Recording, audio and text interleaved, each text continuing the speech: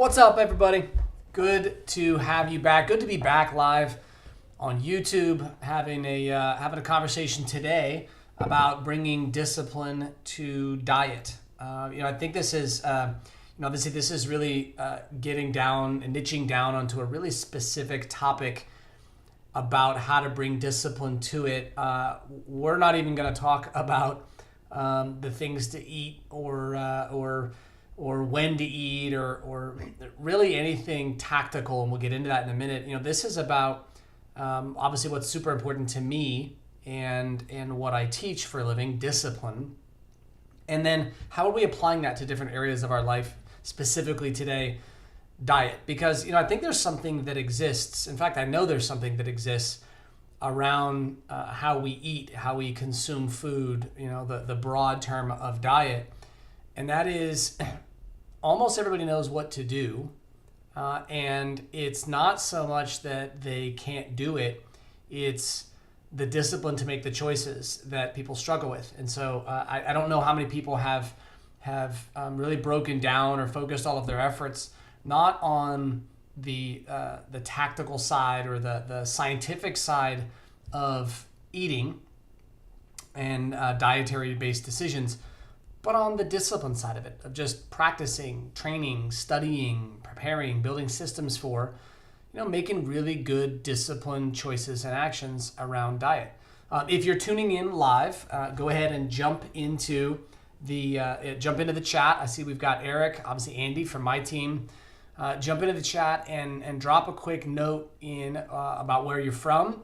And if you're in here and you're jumping into the chat, also smash and push. You don't have to smash. You can click the like button. We're always trying to make sure that anybody who's coming in and watching these live is letting us know that they're picking up what we're putting down. They're getting value out of this. So here's where we're going to begin today. Where we're going to begin today is just 5 things, right?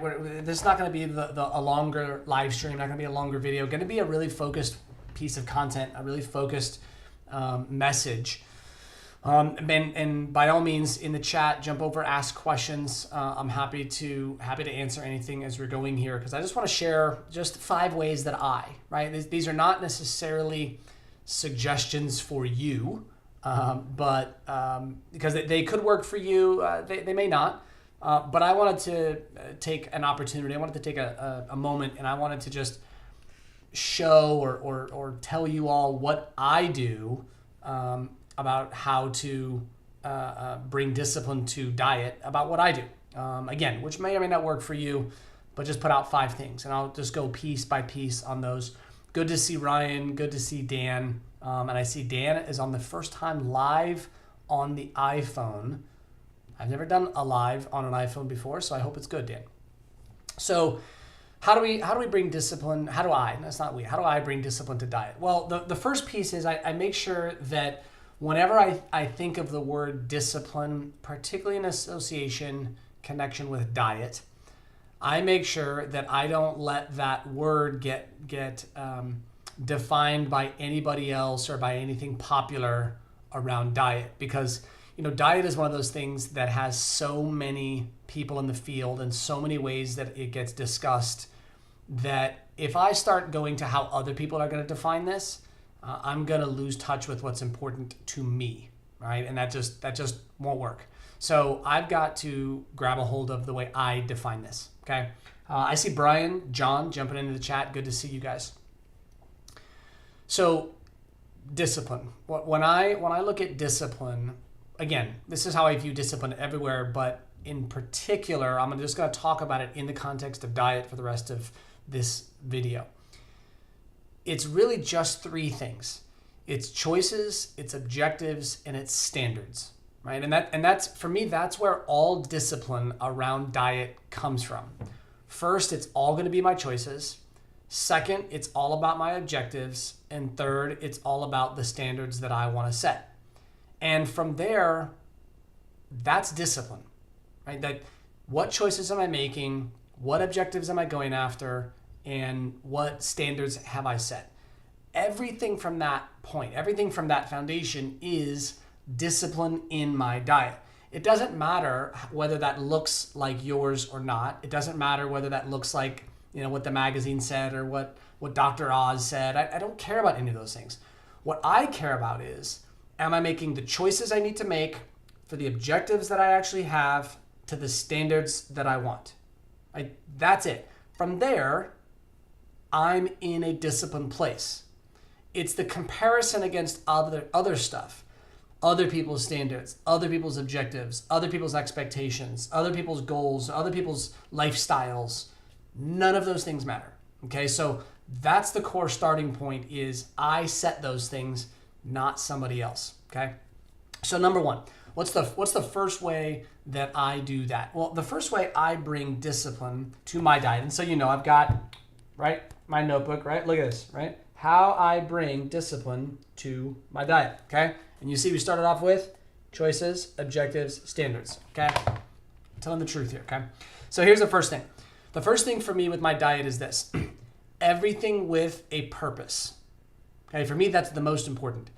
Everything with a purpose. If I am going to consume it, it has to have a purpose, and I am going to make no decisions. I'm going to make no dietary activity, meaning what? I'm not going to eat, I'm not going to drink, I'm not going to snack, I'm not going to do any of those things on autopilot or mindlessly. Everything I consume is going to have a purpose. And what I'm going to do is I'm going to front my reasons and my objectives. So I can bounce from eating a spinach salad with grilled chicken and whatever, some salad dressing and whatever I do in a salad at lunch. And I'm going to have a purpose for that. I'm going to have a reason for that. It's not going to be mindless. It's not going to be autopilot. I'm going to make sure that those are active, purposeful choices. But I'm going to do the same thing if I'm going to enjoy a bowl of ice cream, or I'm going to have pizza with my family, or I'm going to, whatever it would be that might be on the opposite end of the spectrum.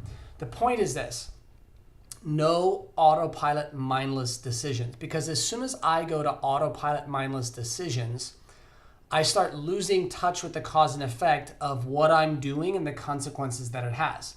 So if I eat what would be considered a good and healthy dietary decision, it's going to be with purpose, and I'm going to front the reason and the objective for it. And if I eat something that is less healthy, I'm going to make that decision with purpose for a reason, and I'm going to front it. So I'm going to say I'm going to enjoy pizza with my family because I enjoy this pizza, sitting down and having all of this stuff together, and us enjoying, just a fun, enjoyable pizza is a really good thing. And you know what? I really feel like I'm enjoying pizza right now, and I've eaten fantastic, so I get I get a piece of pizza, or I get a night of pizza. And then the next time, I'll make the next decision I need to make.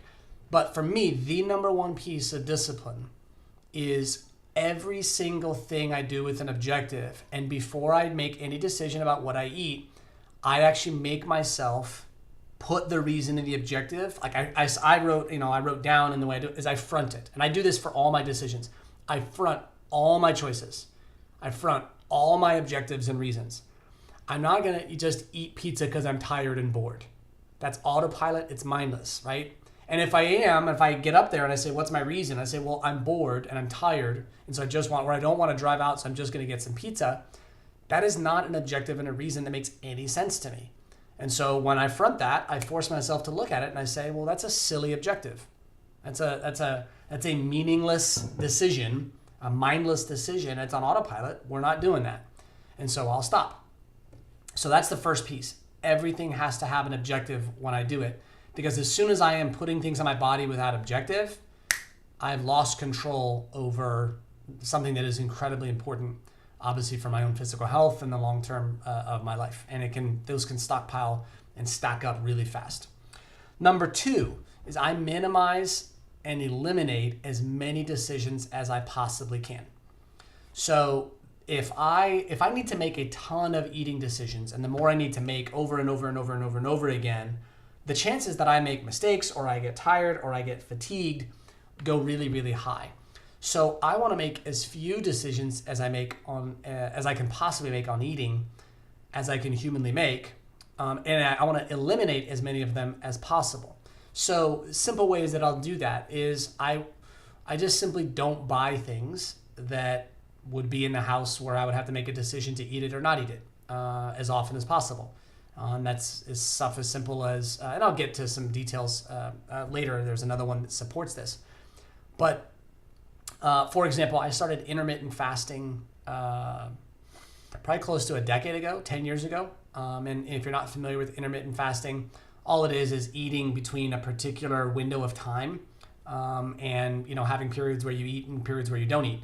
So I eat between 12 and 8. And I don't really measure the back end so much. I don't eat late in the night, but I eat between 12 and 8 every night. So for the last 10 years, I start eating at 12, which means that now, like an entire, from waking up until noon, I haven't eaten yet today, so today we're a little longer, but from noon and from wake up until noon, I have no eating decisions to make whatsoever.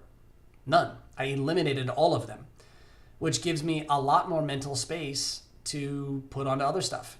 It also means that I don't have to open myself up to potentially poor decisions for breakfast, or I don't buy a ton of breakfast food, almost no breakfast food.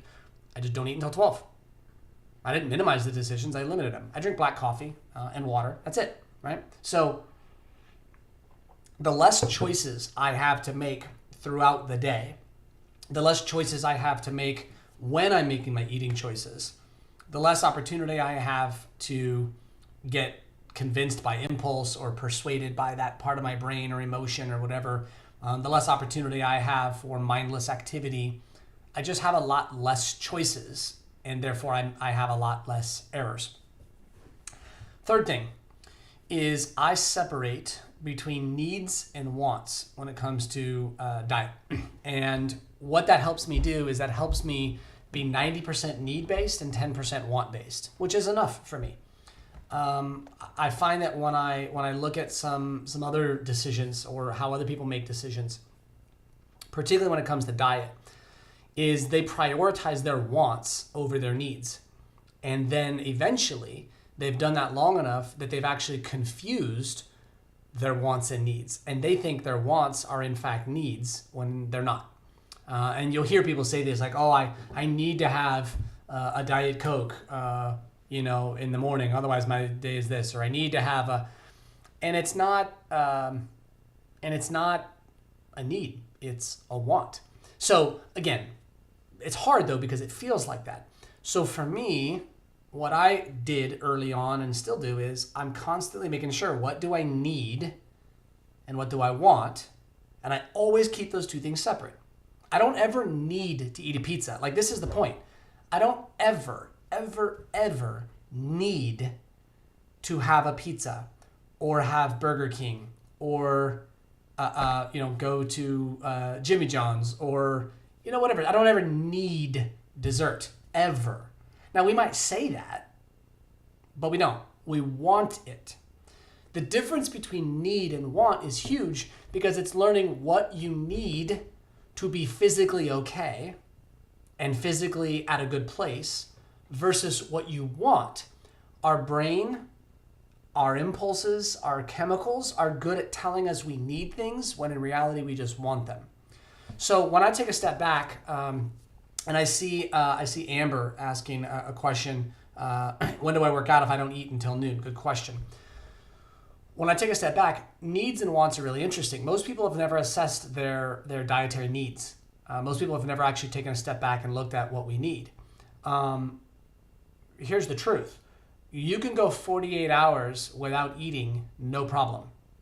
No problem. You can. Now, you might not think you can. You might not believe you can. You might not have ever done that, and so your body might send up some signals. But the point is this. It's not that you need to eat every day. You don't need 3 meals a day. We don't. We, at this point, want 3 meals a day because we have been taught that for a really long time. It's a pattern that we've established. Our chemicals have balanced out between getting food at these intervals and the body has kind of normalized that. But then the body normalizes 3 meals, plus a little something here, plus a little something there, plus getting this throughout the day, plus this at the end of it. And next thing you know, we've normalized a much higher level of dietary intake than the body actually needs.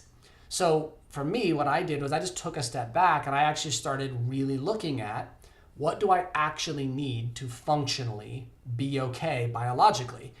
And the answer is it's not much, right? It's not much. Now, I could do, idealize different things for losing weight, for gaining weight, for maximum energy levels, etc. But what I find is that adds more decisions. And if you looked at my second one, right, I minimize or eliminate as many decisions as I can. So if I'm having to calculate out my required glucose levels and carbohydrate levels to make sure that my energy is peak mental, that's not, for me, that doesn't work, because the more decisions I got to make, the more tired I'm going to get of trying to live that life. I don't want to make many decisions because I don't really care about these things. I want to know what I need to be okay. Then I want to know where I can play around with my wants and when I can indulge in a want, or when I say, hey, it's just a want, I don't need it, and I can let it wash away. And I think that's huge for so many people, because I think they've confused a need and a want. Okay. Amber, to when I work out at any point. I think that we have read and heard so many things, and I work out. I was a football player. I work out hard, right? I do the big stuff: squat, clean, deadlift, sprint. Like I do all of those things, right? Like harder workouts than I would say the average person does, just from a comparatively perspective, so you know what my life is like. I don't need to eat before or after I work out. Right? So I work out in the morning, I'll work out in the middle of the day, I'll work out in the evening, I'll work out at any of those particular times. And I don't worry about when I do my food intake. What I do try to do is whenever I do intake food post-workout is I will try to make sure that go back, everything with a purpose, everything with a reason and objective, is I'll try to make sure whatever the post-workout food that I eat or what I take in accounts for the energy and the expenditure that I've already put in. That's what I would go after. So the third one being separating needs and wants is prioritize needs and then bring in the wants. But we have to know what each of those are beforehand. And so knowing that is a huge piece. And the way I do that is I bet you and I don't really think of it in these percentages in terms of how I actually live it, but it's a good frame that makes sense for me, is I'm 90% need-based and 10% want-based. And if only because I think when we go the opposite order or we start tracking the other way, I make decisions for the wrong purposes and the wrong reasons. And that brings me to the fourth one. The way I bring discipline to my diet is I don't make the obvious mistakes, right? I just don't make the obvious mistakes. There are so many ways to make mistakes with diet that are obvious, and people make them all the time. And they're not bad, right? It's not an ethical thing. It's not et cetera. But I will say this. I do empathize because I see a lot of people who are making a lot of obvious mistakes, and then they don't change behavior, and they will carry around guilt, and they will miss objectives and not have self-confidence, and then feel self-critical, and then lose self-esteem when the mistakes that they're making are so obvious and right in front. So what are the obvious mistakes that I avoid? The obvious mistakes I avoid is don't eat too much, don't eat too often, and don't eat the stuff that we now know is incredibly detrimental to your overall health. Sugar, too much processed stuff. And, an obvious mistake is not, you don't want to eliminate everything processed, or at least I don't eliminate everything processed. But I know if I'm eating a ton of microwave things, I'm buying a ton of, frozen things, I'm buying a ton of sugar-loaded things or sugar-heavy things. Each little thing might only have 10 or 12 grams of sugar, But if I add that up over the course of my day, each thing is kind of a little less this, a little less that, a little less this. Well, over the course of my day, if I've got 12 or 15 of those things, I've put 100 grams of sugar in my body. So for me, the obvious mistake would be eating sugar in any large quantity over the course of a whole day. And so the obvious thing is cut out as much sugar as I can possibly cut out. Just don't make the obvious mistakes. And in that way, for me, when I focus on not making the obvious mistake, well, then I can have a lot more freedom and flexibility to do other stuff. And I don't have to get too locked onto one path. I just need to not make the big errors, right?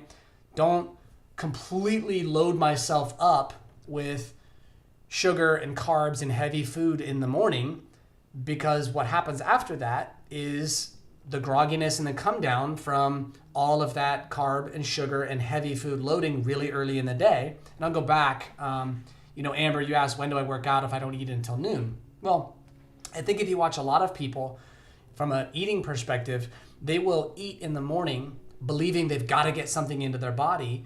And then at like 11 a.m. or 12, they're wondering why their energy level is in a really weird place, or they kind of have that weird come down, or at 3 o'clock, they have that strange and odd come down.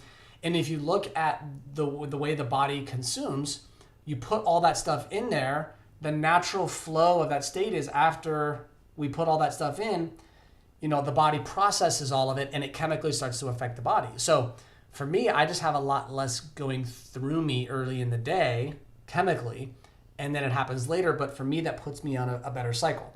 Some people like to eat in the morning and then cycle off through the rest of the day, and that can work as well. You can do whatever you want. I just focus on what are the big and obvious mistakes. For me, it's minimizing the carbohydrates. It's minimizing to eliminating the sugar, eating as few processed things as I can whenever it's possible. Don't put them in my house. Don't fill my house with a bunch of desserts. Don't fill my house with a bunch of snack foods. They're the obvious things. Buy the things that are healthy and relatively easy to eat. Keep them inside my house at all times. Make my house a place where if I make an eating decision, 9 out of 10 things that I'm going to touch and eat would be good for me. Those are the obvious ones for me. And then the last one that I do, the fifth one, and this is for me the most important, is I make one decision at a time. I make one choice at a time. I don't worry about sustaining, and I don't tie my decision I'm making now into a decision that I made earlier in the day.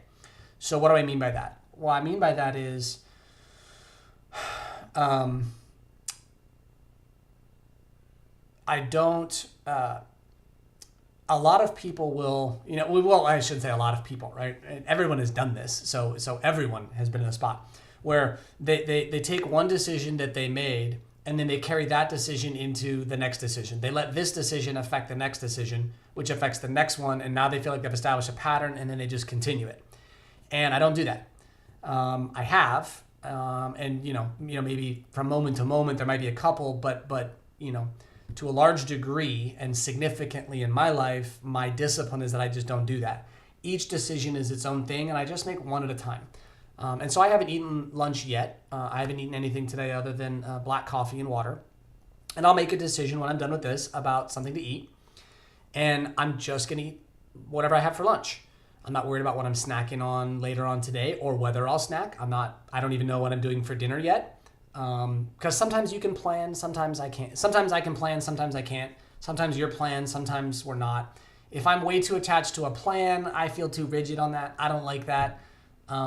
It doesn't work for our life as a family and all of these different things. The way I bring discipline is I can make a choice to prioritize my need with purpose, making a good decision that has an objective. Right now, I can do that. And as long as I'm focused on that, I can make really good choices. When I start feeling like I have to make all the right decisions for the rest of the year or for 8 weeks and I got to sustain it, otherwise it's not going to work, I'm sitting in this moment and I'm already fretting. I'm already feeling anxiety over all the choices. And so I just don't ever do that. Literally, I never do that. I focus on one decision and I never think about sustaining it, because I know I can always make one good decision. And if I can always make one good decision, I can just make that each time. And as long as I'm at 90%, 80%, I am going to be in a solid shape. I'm gonna be putting myself in a position to be in good shape from a dietary perspective. It's when I get overwhelmed with my choices that I don't want to make them anymore. It's when I get overwhelmed with all the stuff I have to do that I'm looking for relief. And so that's how I do it. So my 5 things, right? The 5 ways that I bring discipline to my diet is, number 1, everything with a purpose, and I make it really clear and front my objectives and reasons for it. Number 2 is I minimize or eliminate as many choices as I possibly can. Number 3, I separate my needs and my wants. Number 4 is I don't make the obvious mistakes.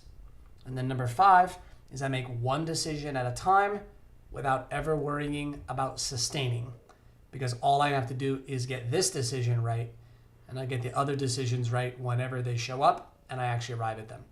So I just wanted to share just a handful of things and pass that along to you all, because I thought there were some people who could benefit from this in bringing discipline down to something as specific as diet. We could do the same thing with exercise or any number of things. So just wanted to share this with you all, and I hope this has been valuable for you. And I'm here to answer some questions. I see there's a couple that are in here. Again, Amber, work out whenever you want to, and go try for a month, right? 2 months. Say you wanted to not eat until noon. You wanted to see if intermittent fasting worked for you. Just work out in the morning for 2 months without eating until noon and see what happens. And I say 2 months because the body always needs time to adjust. And what I'll see people do sometimes is they'll try something once, twice, or for a week, and their body will kind of be like, whoa, that's different. And they'll be tired or groggy or have a headache or something. And then they'll be like, oh, that doesn't work for me. And they'll jump out right away. Well, if you look at the body requires, it's a pretty complex system. The body needs time to readjust to things. And so giving it a 30, 60-day window to kind of even out something different. Like and practically speaking, if your body as a system is used to getting, let's say, coffee and breakfast, or coffee and whatever, 15 grams of sugar that you eat a little snack bar in the morning. If you're used to getting that every day before 8 a.m. or 9 a.m., and you've been doing that for a while, and then you stop doing that, your body and your system has engineered itself and readjusted itself to getting that on a daily basis and is now expecting it, right?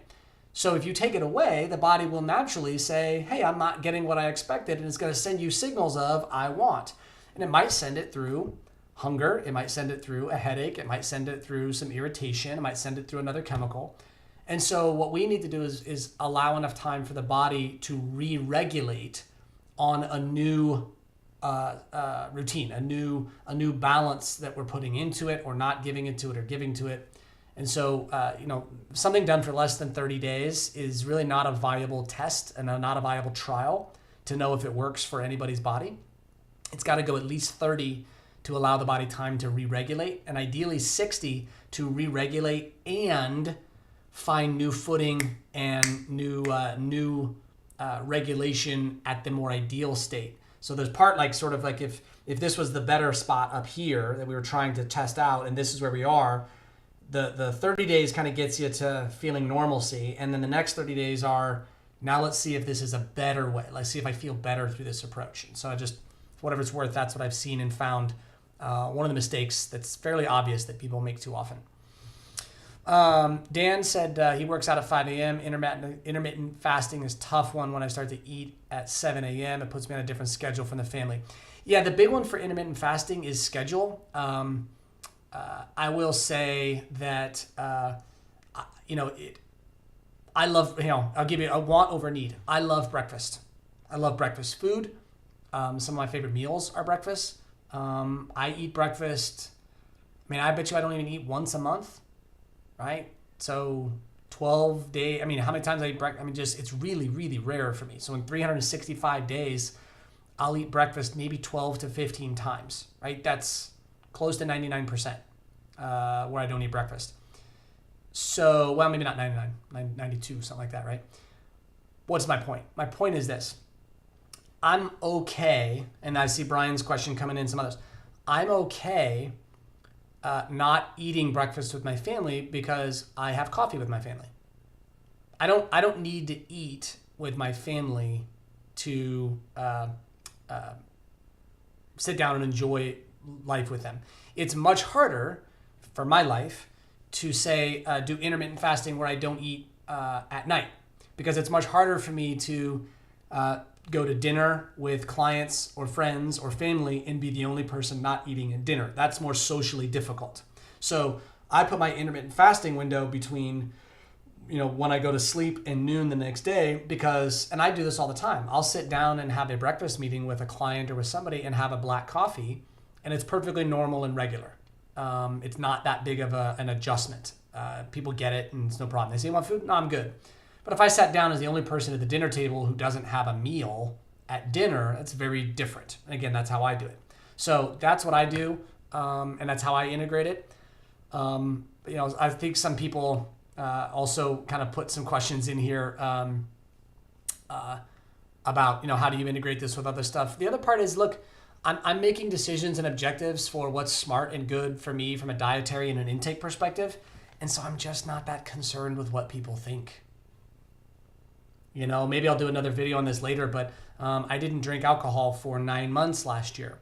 I just didn't care if I was at a reception or I was with my friends on the golf course and they were having beers and I wasn't, or, we were doing this and it was, or whoever, like somebody was having it. I just didn't care. Like, I wasn't making it so that they felt okay with me. I was making it because I have an objective here and this is what I'm doing. Now, I don't want to put myself into really hard situations and super awkward scenarios. So for me, the easiest place to do it is breakfast. I have a black coffee, and every morning I drink a black coffee and hang out with my family when I'm home, and they eat breakfast and I don't. It's okay. It's all good. Yeah, some of you seen my little guy coming in here. He's a little stud, but he likes hanging around Dad, and he in particular loves the camera. So he was enjoying himself. Kristen, do thin people usually not eat after a certain time at night? No, the time that you eat at night has nothing to do with anything. I'm not a doctor, but I would say of 100 or 1,000 things you could be paying attention to, the time of night that you eat was one of those things that for somehow got popularity and is just not important.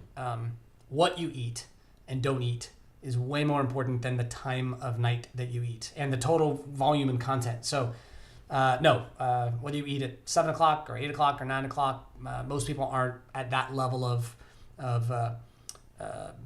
weight refinement that they need to pay attention to what time of night that they eat. It's frankly more about we get more impulsive late at night, particularly if we have a glass of wine or a cocktail or something like that, and now you're late at night, your energy levels are low, you've had a cocktail, and what happens is impulse and autopilot runs the day, and then we make poor decisions. That's where that typically comes from. I lift heavy and run long distances, so having something beforehand helps performance, but still playing with it. Yeah, I'll if I know I'm doing something really, really, really big, I may put a little something in me, but it's just not that often. And I've toyed around with it enough to know that my performance, and I don't run long distances, so that's the one big difference, but my performance isn't that affected by my dietary intake before the workout. But I do know that my recovery is affected by whether I get it into my body after the workout. But usually it's as long as I'm within a couple hours after my workout, I'm okay. Kevin, semi on topic. Can I discuss my use of notebooks? I know I've mentioned them before. Yeah. Honestly, look, here's how notebooks works. All I do is notebooks. Notebooks. I don't know, how many do I have on here? 1, 2, 3, 4, 5, 6, 7, 8. Didn't quite get the double digits. 8, and then an iPad, right? I don't have any specific system that I use for a notebook. I keep notebooks in any place where I tend to spend a bunch of time, at my bed, at this desk, at that table, outside, downstairs. I just keep notebooks with pens around. I don't over-engineer it. I under-engineer it. I go for the simplest, smoothest way. keep a notebook and a place with a pen where I can write some stuff down. And what's most important to me is just putting this pen on the paper and writing. Whatever's on my mind, whatever's on my heart, whatever I'm frustrated with, whatever I'm happy about, whatever I have questions about, I put it here. Some people think they need to be profound when they write, or they need to have a structure when they write, or they need to write something different than what they're thinking, and they don't. What we need to do is write what's in our head down on paper, because what we'll find is some things think they are clear in our head, and then we have to write it in words, and it's not clear at all. Other times we'll think that we know what's going on in our head, and then we'll see it down on paper, and we'll realize it's very different when we see it outside of our head than how we thought of it inside of our head. So I just write as a clarifying process and a revealing process for me. That's how I do it, okay? Eric, yeah, as a personal trainer, facts and science is important, but often people use overload of information online to distract them from simplicity. Yeah. What I'm outlining is what I said to the majority of talking clients about all the time. Yeah. Look, here's what I wrote, just to Eric's point. Here's what I wrote in my notes right here. Make sure I can see it. So there's right. Here's what I wrote. Purpose over tactics. People get bogged down in the science and the tactics, and then they make bad decisions, poor decisions, obvious mistakes, even when they have all the information and the tactics. If science and tactics gave people the answers that they needed to do what was required, then everybody would already be in shape because it all exists in the world. But it doesn't.